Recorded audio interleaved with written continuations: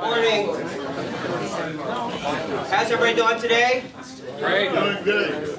In case you don't know, I'm Harris from Non-Sport Update. I'll do my usual introductions like I normally do. We have my mother, our publisher here today, Roxanne. Alan Beagle, unfortunately, could not make it today, so I'll be filling in for him too.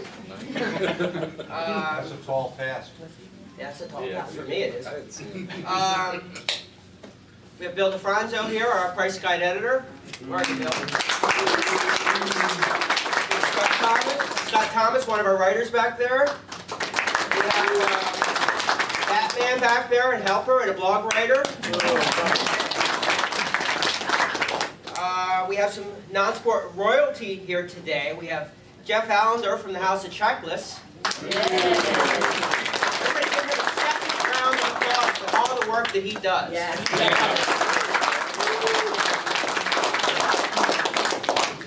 And we also want to thank our friends from overseas for coming today. We have Kevin and Graham back there.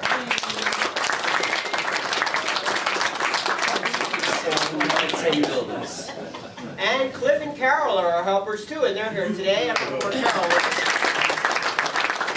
Not forgetting anyone. Thank you guys again for coming. A couple of quick announcements, and then we're going to get to our main feature, which is the artist panel. Let's see. Is Michael Bean in the room? I think he ran up to his room. He's not here. Okay. Well, first of all, we're offering free sets today for children 12 and under.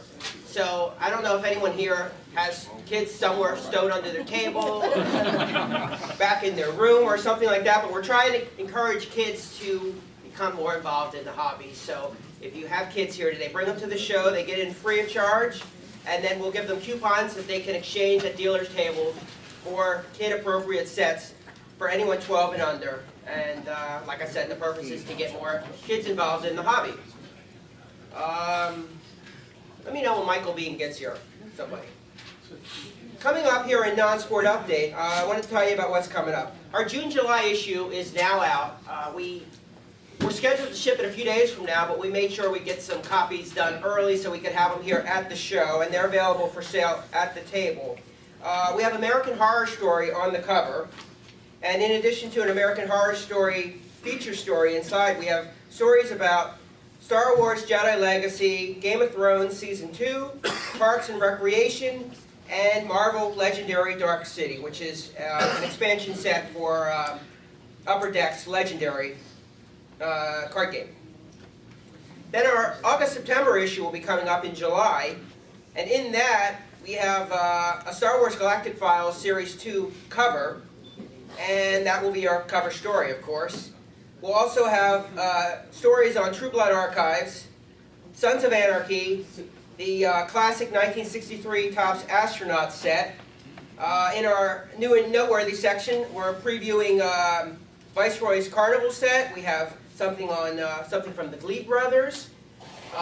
We have something on Upper Deck's Marvel Retro series that's coming out, and in our Beyond Non-Sport column, we'll be covering Star Wars collectibles.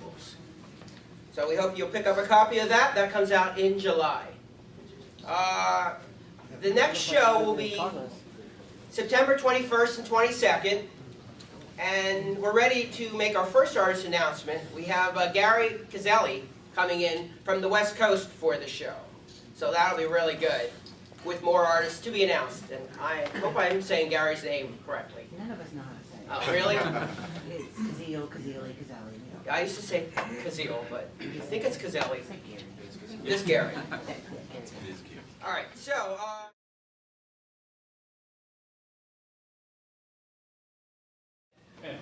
then we will get to our first part of the artist panel, which is to discuss a story in Non-Sport Update that we ran called In Your Dreams. We have 5 artists who are associated with that, and I'll call them up right now. That would be Mick and Matt Glebe, Rhiannon Owens,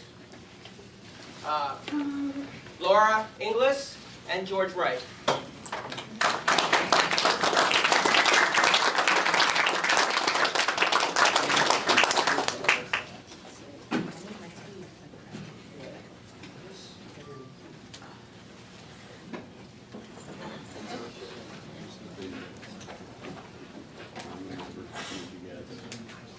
I guess. We're not allowed to sit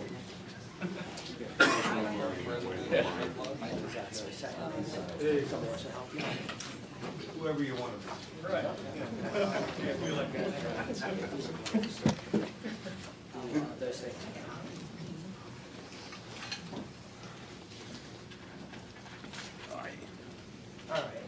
In the, actually it's the last issue now, in the April-May issue, we have a feature that we have called In Your Dreams, and it's a story about card sets that never happened, but people are always asking for. It's actually our third story that we've done like this.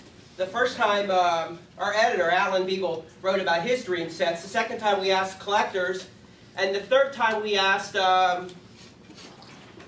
manufacturers what their dream sets would be. And when it came time to illustrate it, we were kind of up against the wall because we had nothing to illustrate these. There's no card sets. So we put out a last-minute call on Facebook and Twitter, and we'd hope maybe one artist might help us with illustrations. We ended up getting 10 people to help us, and that was like within a matter of hours.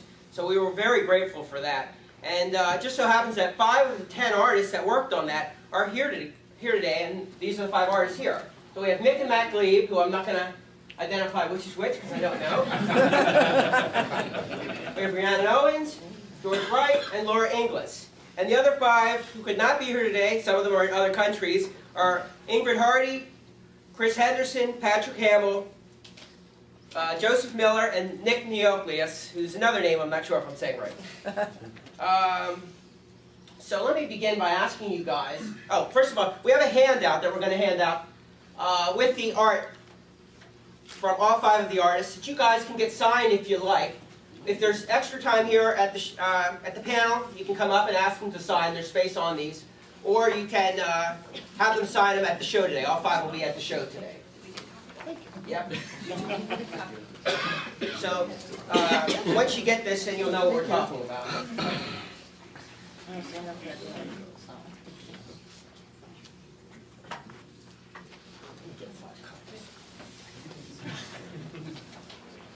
Give me 5 copies. I won't have enough to go back. I had them back. Do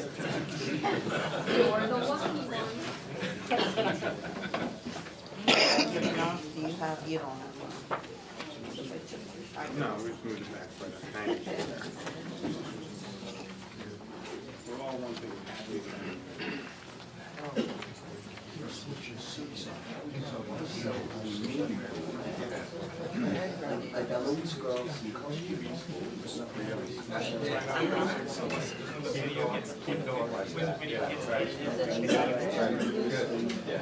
All right, so as we're finishing passing these out, I wanted to ask you guys, you were given a whole bunch of choices what to choose for from what the manufacturer said their dream sets were. I want to ask you why you chose what you chose and what that set means to you, what that property means to you. So I'll start with you, Mick McLeod.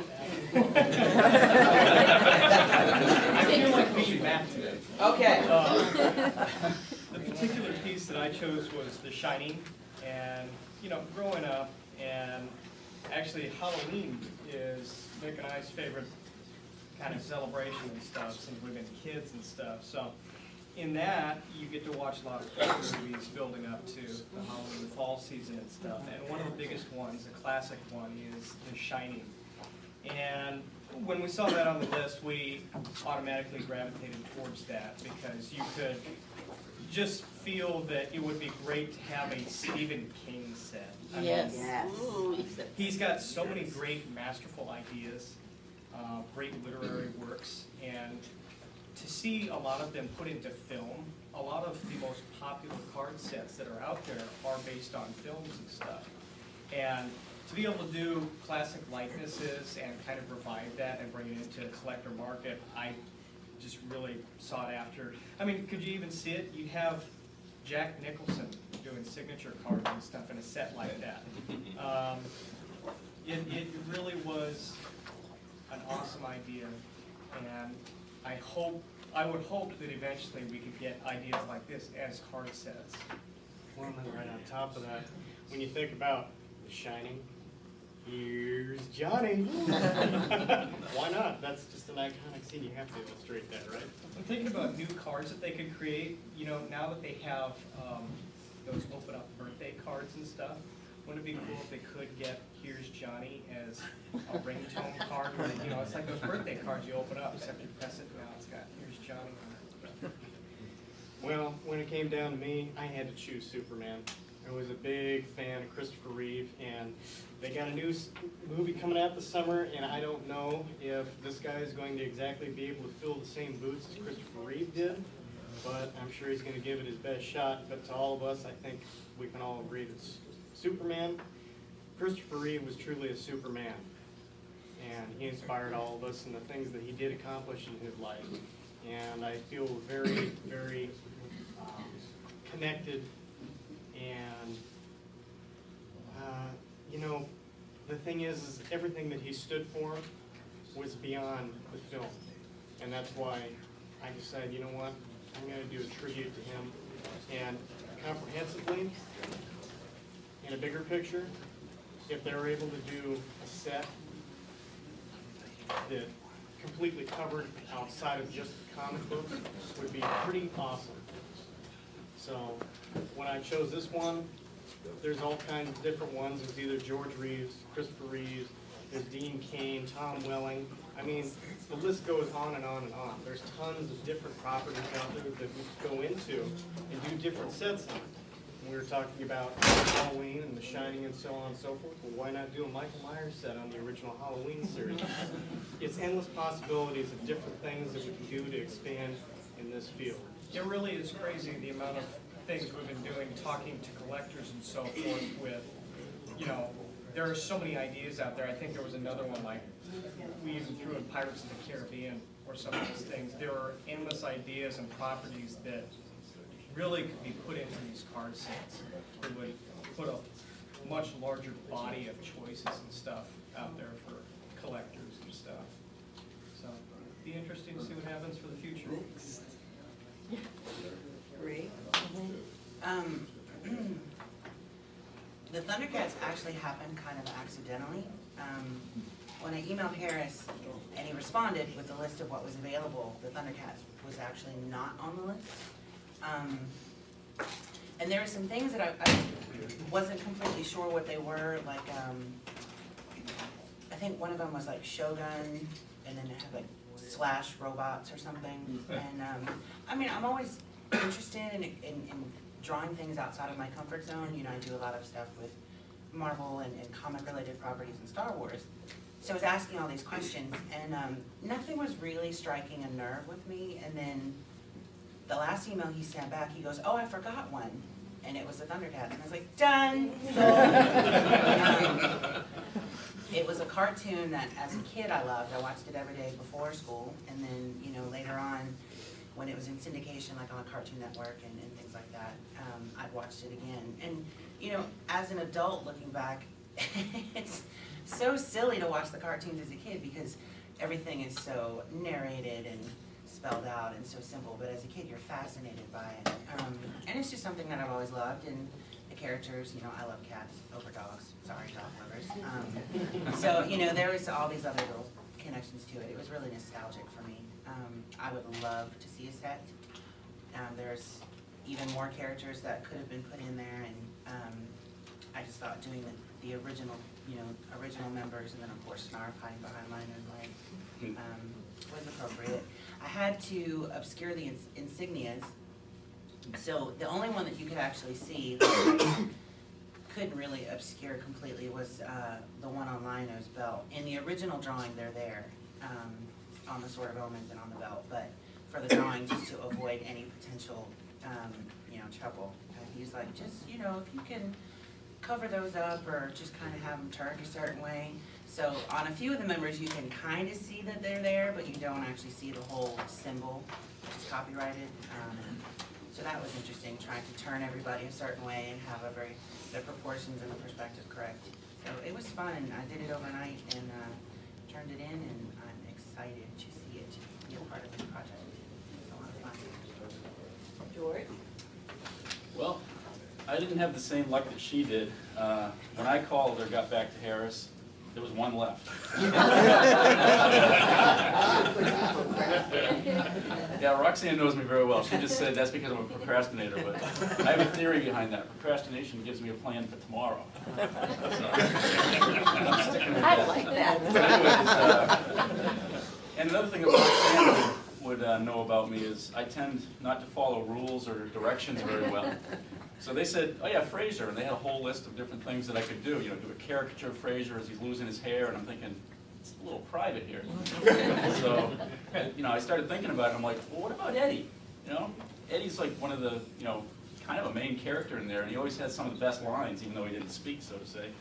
But one of the ones that really stuck out in my mind, and I remember my wife and I howling over the episode, was when Niles had that, you know, bag of flour strapped to his chest in the little, you know, child carrier, and you know, he's off paying attention to Fraser, and you know, Daphne just says, that dingo's got your baby, and Eddie's just mauling this bag of flour on the couch.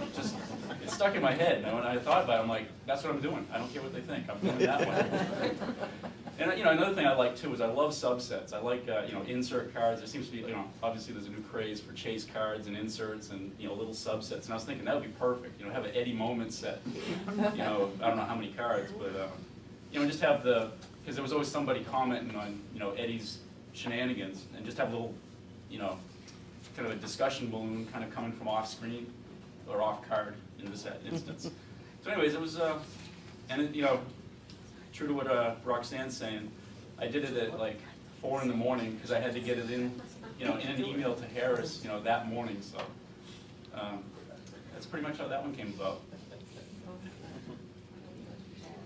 Laura. Okay, the Invaders is kind of you know, what Ryan and George are saying about there wasn't like a ton of choices left. But of the ones I had to choose from, you know, I like the 60s and 70s TV shows. I like the sci-fi stuff. So I thought, all right, the Invaders, that's pretty cool. Because the whole, you know, invasion has been done so many times in different series. You know, Invasion of the Body Snatchers, and ABC a few years ago tried to do like an Invaders type of series. I think that lasted like 1 season, but that's, you know, it's kind of classic. Okay. Before we begin the artist panel, I do have one other announcement, and that is concerning artists. Unfortunately, Tony and Elaine Perna could not be here this weekend.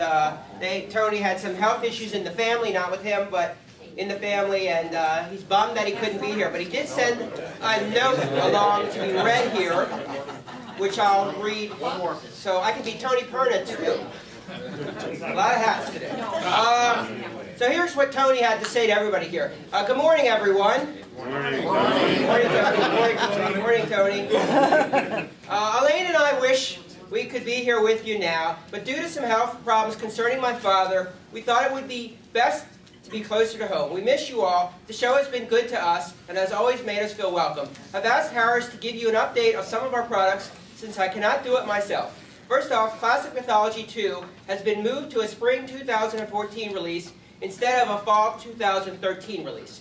The reason for the change is because many of the artists we like to work with have other commitments and won't be able to work with us until the end of the year. We would rather put out a product that isn't rushed and that fans will love. We will be going to be using many of the same mythologies in this set, and there's still a vast number of characters that can be used. We are, however, dropping Japanese and Hindu mythology and replacing those with Native American mythology. Our second set for 2014 will be classic fairy tales. We are sticking to the traditional version of these tales, so don't expect any modern takes on these. Some of the stories will be The Pied Piper, Sleeping Beauty, Hansel and Gretel, Cinderella, Pinocchio, Beauty and the Beast, Red Riding Hood, Peter Pan, and many more. Only 5 artists will be producing artwork for all of the promos, preview cards, chase cards, and base cards. You will not be disappointed with those we have picked. Of course, there will also be sketch cards in the set, and we will have many returning artists from our past sets working with us. Classic Fairy Tales is set to be released in the fall of 2014, and we will have the first promo available at the end of August. More info will be available in the coming weeks. So thank you very much, Tony and Elaine. Okay, so now I'd like to ask Dave Sharpe to come up and Jeff Zapata. Where's Jeff? You got to be. I guess I'm gonna have to be Jeff too. Man of many talents. Oh, there's another.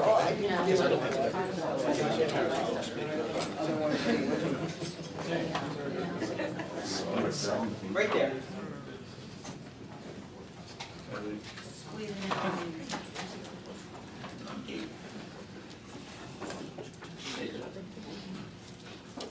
All right, well, I want to thank you guys all for coming to the arts panel. I wanted to give you guys a chance to talk about what you have coming up. And I thought I'd ask Rhiannon about their upcoming sets. I know you guys have, and I've been getting wording on this, so I know you guys have had some hiccups and some delays and things like that. And I thought I'd ask you, Rhi, what's coming up? What's going on? Just to give everyone an update on all at once, rather than having this conversation a billion times. Last year at the Pop Art Con, Axbone and I had planned to have ready the first venture that he and I are doing on just our own, which was lace. And most of the people who pre-ordered are here in the room. It was set to be done by the end of summer and out the door. Well, when I got home, there were a string of deaths in the family and close friends that continued through the year. And also on Axbone's side of things, his wife has been experiencing a lot of medical issues that are rather serious. In February, culminating after last year's mishaps, which included a fall and a concussion, she ended up having to have brain and spinal surgery at the same time.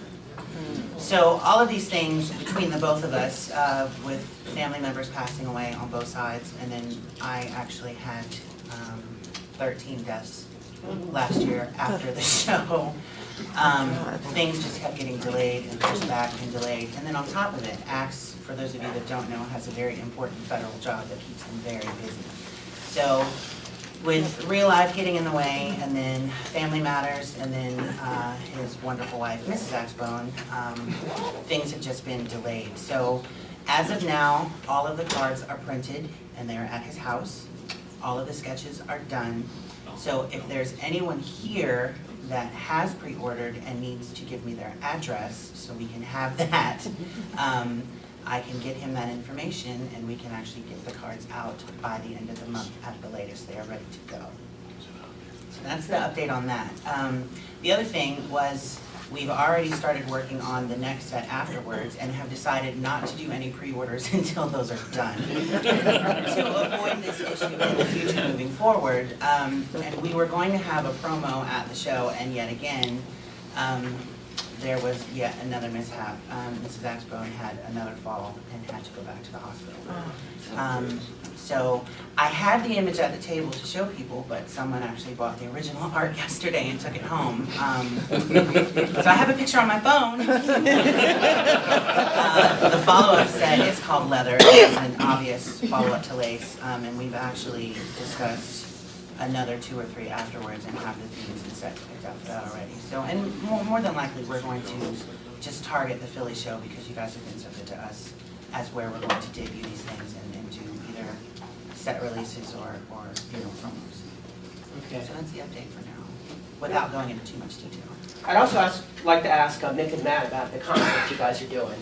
Can you tell us a little about that? Yeah, it's an ongoing series called The Revenant, and it takes place in the medieval kind of time period, and it's a little bit of a twist on the Black Plague. You can't tell already by now with the cover and stuff. It has to do with zombies, but it's not strictly limited to that. We want to cover all aspects of the genre of horror. So there's a lot of fantasy involved, and we thought, you know, we have enough in line with all of our creative juices, and we could probably come up with a very fun ongoing series that we would like to continue.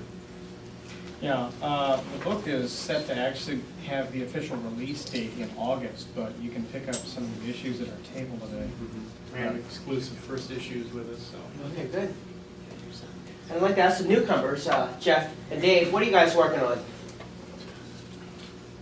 Dave? Well, if you came by my table yesterday or today, I've got Civil War promos. I've been working with Cult Stuff a lot the last year. And if you saw yesterday, there was one person in the suit.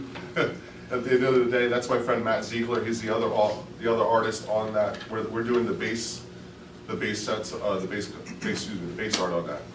So I'm very excited about that. And with, and especially with Tom and Brajan, I just finished up Cry for Dawn cards. And that looks like to be a really great set as well. And Jeff, what do you got going on? First thing I'm coming out is working with Topps and IDW, doing a Mars Attacks exclusive insert for their Mars Attacks Red Edition, I believe. It's a hardcover. And there'll be exclusive sketch cards that were made by Topps and with IDW. All of them will be colored.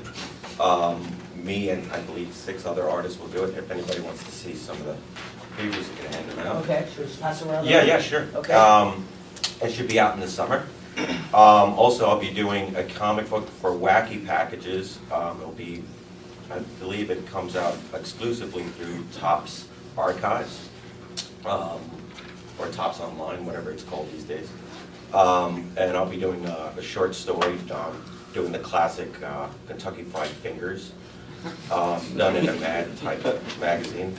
I'm working with other stuff with Topps that I guess is sort of secret. I cannot You could divulge. Well, let's just say it will be a new way of collecting sketch cards for hardcore collectors, and it'll be really interesting. So I'm glad they're asking me to come on board on that. But don't tell them you heard it from me. So. I'm telling Colin. Yeah, exactly. Oh my gosh. So maybe you won't see me in the set.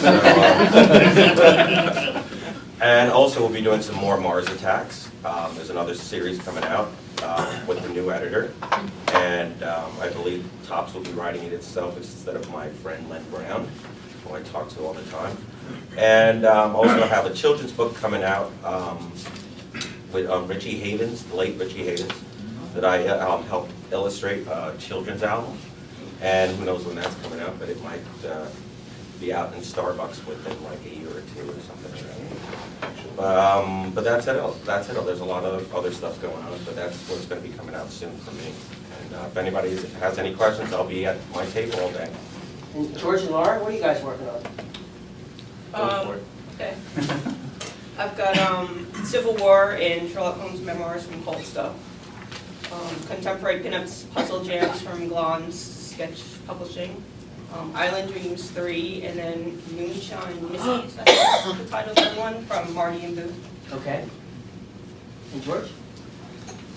Well, as some of you guys that I contact or we talk a lot, I actually was doing freelance for Topps, and kind of like Rhiannon's situation, life got in the way big time, and I wasn't able to meet deadlines, so we just, Topps and I kind of parted ways gently. No bridges were burned or anything. I didn't fire him. No. Jeff's got my back. It wasn't on my watch. But and it's funny you mentioned the comic book, because I was right in the middle of putting out for a multi-artist comic book, had the sketches ready, everything, and it was ironically one of the times that I had the time to finish a project on time, and they said, you're removed from the project. I'm like, okay. So it was actually a kind of a blessing in disguise type of a thing, but I am working on some art for, I can't go into details because it's kind of the stuff that Topps won't do anymore in the parody line, kind of a underground, if you will. And I'm going to see where that goes, and doors are always open, that type of thing. Okay. But pretty much taking care of priorities, my wife's situation. Okay. For those that don't know, my wife's had cancer off and on since '98, and this last situation, I've just been, focusing on her, and she's doing really well though. She's actually at a conference up in a cancer survivors conference up in Vermont as we speak. So, That's great. but no, she's doing really well. But just priorities. The 96-hour plus job kind of squeezes out my free art time. So that's why, again, going back to the Eddie card, that was awesome because that fit in the time frame. It's like we need it now. You got an hour or 2 to do it. Fine. So just keeping the doors open. Okay. I hope you guys are thinking of some questions because I'm going to open this up here in a second. But a couple of you have mentioned Cult Stuff. And I also wanted to say thank you very much to Cult Stuff for the promos that they gave out this morning. We had 4 promos that they supplied to us for everyone in the room. It was really nice of Jason and Liza to do that for us. And then we have some prizes from them too at the end. So thank you guys very much. And also thank you, Ed Webb. Where are you, Ed? Well, Ed supplied some promos from the Chicago show, from the artists of the Chicago show, And also thank you again to Bryjet for the tilted kilt Transformers card. So, does anybody have some questions for the for any of the artists, or a general question for all of the artists? Come on. Okay, yes, you, sir. Do any of you have your original artwork with you to share or to sell from the 5 of you that participated? Why, yes, I do. About the In Your Dreams? Yeah, okay. Just curious, since we're collectors here. Oh, okay. Actually, I brought a few things, but I'll show you that one first. This one, what I did was, if you're looking at the card, I actually did an acrylic of the actual size. And what I did was I scanned that, and then I just computer generated the rest of it. There's no way I'm going to letter that small anymore. The eyes are not what they used to be. And as Jeff kind of hinted toward, he mentioned Len Brown, and it's funny that he mentioned that because I just thought for laughs and giggles, I bring stuff. Roxanne knows about this because years and years ago, ever since I was 14, I've been contacting Topps to do wacky package art. And I kept getting these letters, no, leave us alone. So when Garbage Pail Kids came out, I actually sent them, and this was stupid of me, but I actually got them back. I was actually sending them, you know, full artwork. And I had a few of them kicking around. Did I send you those? No, those are from '86. And I actually have my rejection letter from Is that for sale? No.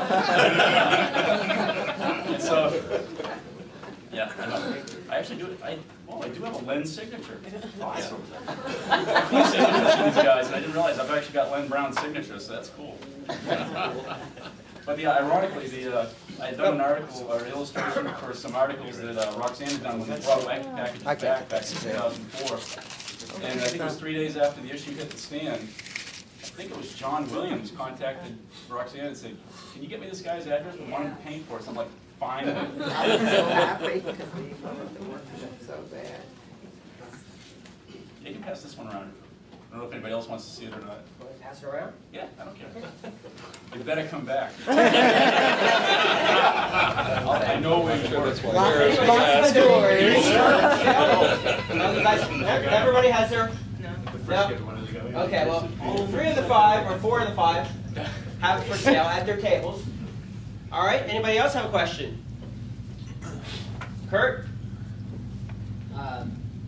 There's no shame if you don't happen to be a collector yourself, but a lot of y'all are. And do you care to share some of the card sets that you collected, or some of your favorites as a card collector? If you happen to be one? The question was, do you guys collect yourselves, and what are some of your favorite card sets? What are some of the things that you guys collect? Mine, I collected the old Batman Norm Saunders series, that painted series. I always loved that one. Okay. So I recently I just bought the whole series of that. Did you? Yeah, yeah. And, I have lots of stuff in my house of like old sets, and I got like an Elvis set, you know, just weird, dumb stuff like that. What's your address? I like to the Ed Roth, the Big Daddy Roth stuff, any of that kind of stuff. So a couple of those, I'm still looking for those. What about you guys? We've had everything from Marvel and Star Wars, and then some Batman stuff. And just over time, because we've gotten so involved with things going on, we've been more working on than we have collecting. So. There's always ones we see popping up and we're like, I wish I had that back. Hey, can I have that back? No. Leave me alone.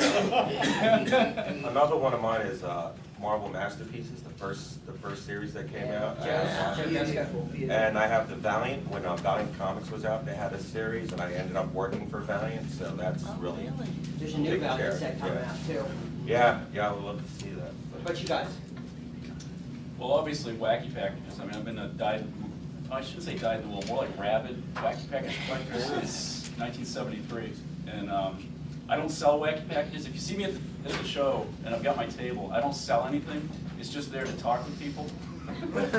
It's kind of backwards, but it's fun. And actually, if you can hand me that binder right there.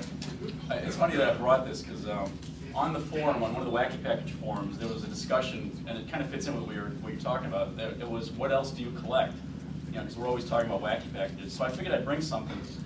And this just proves that I'm totally insane. I collect fruit stickers.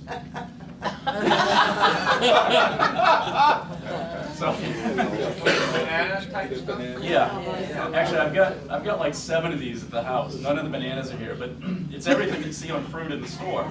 And very articulately sliced and sliced. And the short story behind that is, back when my wife and I got married in '82, we had no money. We were eating sweet potatoes and, macaroni on the, the white box, not the mac and cheese, but the white box with black letters. And she sent me to the store to get some milk, and I was looking and I'm like, well, that one says, Panama, that one says Honduras. So I'm thinking, this is like a poor man's stamp collection. It doesn't cost anything. Anybody in this room knows if you're a collector, you gotta collect something. And when you don't have any money, there you go. I've got to say that there were so many wacky package collectors and there had not been any accurate lists out there. And George, because of the way he kept everything, knew exactly which stickers went in which sets. And he and I collaborated on the very first book about wacky packages, and he did the cover, and he called it The Beat Goes On, and it, just fantastic. I couldn't have done it without him. Good old days. Good old days, yeah. I always thought George was a really good wacky pack artist. I remember when I hired you to do those few pieces, and people always loved them. Right? Yeah, it was I remember, fun. yeah, it was fun stuff. Jeff was cool to work for, by the way. Oh, thank Last two? Move on. My dining room looks like a comic book statue museum. When I first started doing sketch cards, I worked in a comic store part-time for 3 years, and that employee discount was amazing. Cost plus 5%. So I basically worked there just to fund my habit. So my dining room has 8 or 9 shelves that are nothing but Bowen statues and sideshow premium format figures and action figures, which, if you're an artist, are all tax deductible because those are actually reference materials. I have a ridiculous comic book collection that goes all the way back to the 60s. I have some Golden Age Wonder Woman from the 40s. I actually do collect sketch cards. I have a love for comics, of course, and the X-Men was the first comic that I read as a kid, and Storm is my favorite, which of course is where the Mohawk comes from. So if you remember me wearing that, which I didn't this year, you've heard that story at my table. So I kind of hunt down just like one card from different artists, either artists that I've met that I'm friends with or artists that I really admire. And I have a collection of just different sets, either from Rittenhouse or Upper Deck, who both have Marvel licenses. People like Charles Hall and Axbone, and I don't have any Glebes yet. That explains it. Draw me something pretty. Yeah, draw me something. I got And Laura? Star Wars, and then Disney is probably like my favorite thing. All kinds of Disney stuff, and animation art in general. I have a decent amount hanging on my wall. We have maybe time is just moving along quickly here. We have time maybe for 1 or 2 more questions. So I think, Paul, did you have a question? Well, I just wanted to ask, who were the other 5 artists, and what topics did they pick?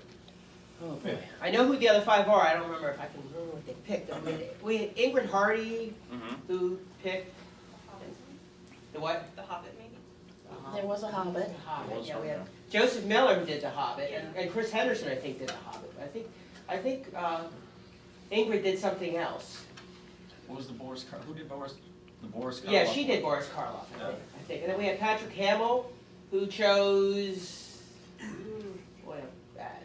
And the 5th artist would be, put me on the spot. Oh yeah, Nick Nucleosis, and he did Three Stooges. Oh, He had a really cool Three Stooges card. And those were all on the April-May issue, on the cover of the price guide and in the feature itself. That's show where we're eating, isn't it? I'm sorry? Obviously, a lot of people read it then. They Yeah. can't remember it. Yeah. All right, next question.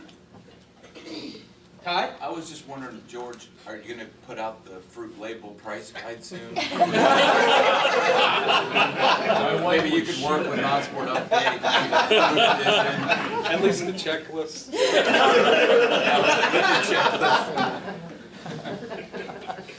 No. Have you been to the fruit label convention? All right, I was trying to avoid that. But, I figured I was the only one that did this, so as soon as the internet came out, after Mr. Gore invented it, I went online and I figured I'd check this out, because I figured I was the only one and I had a real bad problem. I'm now a member of the Fruit Sticker Collectors Association in Belgium. And I'm serving with people all over the world, so it's... Do you hold a position like president or? Geek. Any? Always post bottles on. These are the Yeah, top you put bananas. bottles, don't you? This is starting to feel like an intervention. On my Facebook page, I have a few albums. One's Energy Drink of the Day, Seltzer Water of the Day, Not Your Average Soda of the Day. I don't have a life. But I'm happy. You spend a lot of time in the grocery store, I can say that. All right, anybody else have a question? How about any of you guys? Any questions? Or anything else you want to add to the conversation? Well, as far as collecting goes, I forgot to mention him and I are obsessed with Star Wars. We have 3 rooms and a closet chock full of Star Wars. Really? You know Yeah, that. and then, like, I think somebody else down here was mentioning to us, was it you, Rhiannon? Yeah, action figures? Yeah, go to the store. So, are you guys gonna play with this? Maybe. Use them, they are excellent. I get Reference pictures material. on my cell phone from them in the toy aisles of different stores. Like this one, who loves Iron Man, and he, like, I guess Matt is the one taking the photo of him. I Like, have nothing to do with it. yeah, like with the hand on the chin, looking at the figure, it's like he's inspecting it for What do you accuracy. Well, we need a third opinion. Two's gotten old.